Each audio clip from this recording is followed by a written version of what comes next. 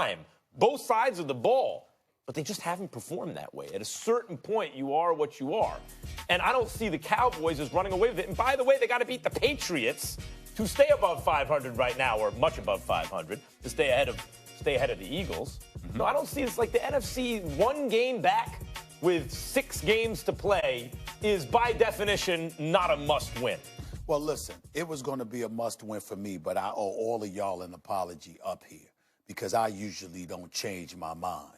But I have no choice, and I apologize to my producers here because I didn't look at the damn schedule. I understand the Cowboys, but damn, after the Eagles game, the Seahawks game for the Eagles, they got 2 against the Redskins and 2 against the Giants and the Dolphins. I mean, damn. That's 5-0. My goodness. I mean, listen, I'm sitting there saying to myself, well, damn, Cowboys already beat them once. And you a game up. So you got to get a 2-game edge. But then when you look at the Cowboys, you got New England, Buffalo, Chicago, the Rams, Eagles, and then basically the Redskins at the end of the season. But those are 5 tough games for the Dallas Cowboys. The Eagles, I mean, one could make an argument they got about 3 or 4 bye weeks mixed up in there in the last 5 weeks. So I apologize. I saw the schedule. Yes. I interpreted it a much different way, though. Okay. The schedule is very easy for Philly, but take a deeper dive into that conference and into that division. Dallas leads by a landslide in everything else, conference record and division record. So if we're going to say that Dallas is going to end up a 9-7 team, okay, Philly's going to end up somewhere around 9-7 as well. The next thing that we're going to look to is the division record, then the conference record, and then Dallas wins both of those. There is no wildcard team coming from the NFC East, so it's either you win a division in Eagles or Dallas or you're out. So this is definitely a must-win game for the Eagles because if the Eagles can't get to 10 victories, they're in all kinds of issues. But you're Stephen A. 2 against Washington and 2 against New York. Right, but they lose this game. You're talking about, like I said, a 9-7 team, and that one loss would now be again to who? Dallas Cowboys. Right. So you have 4 victories or whatever it is there. There's a matchup with the Cowboys they have to face. Tiebreakers. If they both wind up 9-7, but I think the point is Philly would really have to screw it up to not win at least 4 of the 5 games that Stephen A. mentioned. At least. But that's my point. But that puts you at 9. They should probably win 5 out of those 6. Okay, so let's take it from the other angle. The Cowboys are 6-4. Is it fair to say they're going to win 3 more games this year? Cowboys? I think Cowboys. So. Yeah, it's fair to say they're going to win 3 more games. I think it's fair. So they will be 9-7. Okay. If Philly loses today and they still go on a great tear and they win 9 games this season, they will both be sitting at 9-7. Who was the tough game on the schedule you mentioned? Cowboys. Coming up the Cowboys? for the Eagles. You mentioned Cowboys. After the Seahawks, right? They got Miami. Right. 2 against the Giants. Right. And 2 against the Redskins. Cowboys are in there. And the Cowboys. And the Cowboys. And That's their tough game. Right, so that's what I'm saying. So they have another bite at the apple. And that's my whole point. If they lose that, you're sitting at 9-7, and you lose every other 2 against the Giants, 1 against the Redskins, the Cowboys, right? And Miami. Right. You're saying that right. Right. So now you lose every other tiebreaker. The conference division record lost. Cowboys are 4-0 right now in the division. You lose that if you're Philly. Conference record, you're going to lose. It does put pressure on Philly 9-7 to beat all the teams they should beat. They don't have a chance to slip And beat the Cowboys. But here's my thing. But here's my point. That's why it's a must win. I believe the Eagles are going to beat the Cowboys in the second meeting in Philadelphia, which is on December 22nd, 3 days before Christmas.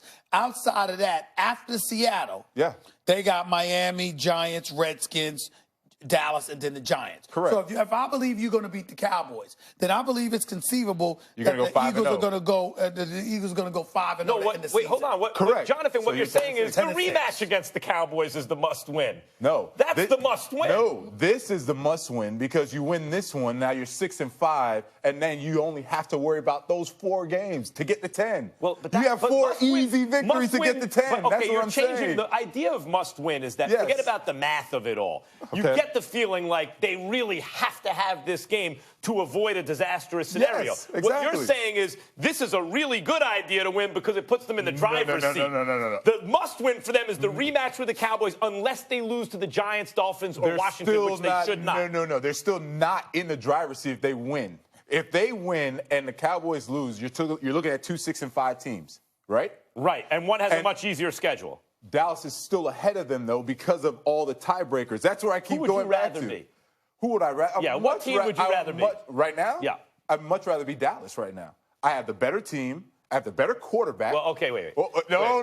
You asked me who would I rather be. I'd much rather be Dallas right now. The better team, I agree. Would you rather be the Eagles facing their schedule or the Cowboys facing their schedule? I want to be the Cowboys. The Cowboys are 6-4. Okay, I think it's a. The Cowboys are 6-4, I think it's a 4-0 in the division. I think it's a toss-up. So how would this not be a must-win? Because that's all the reason why this needs to be a must-win. Even if you lose this game, it's a toss-up based on the schedule.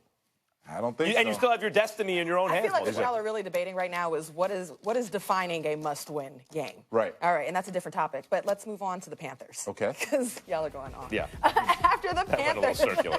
After the Panthers fell to 5-5 with a lopsided 29-3 loss to Atlanta last weekend, Carolina Panthers owner David Tepper addressed reporters on Monday saying that he would not accept long-term mediocrity. This was the Panthers' second time in 4 games being blown out by their opponent.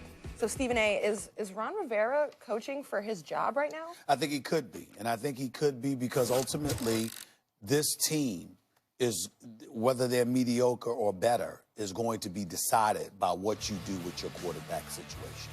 And considering the fact that Cam Newton is hurt, Cam Newton only played 2 games this year. He was only completing 56% of his passes at the time.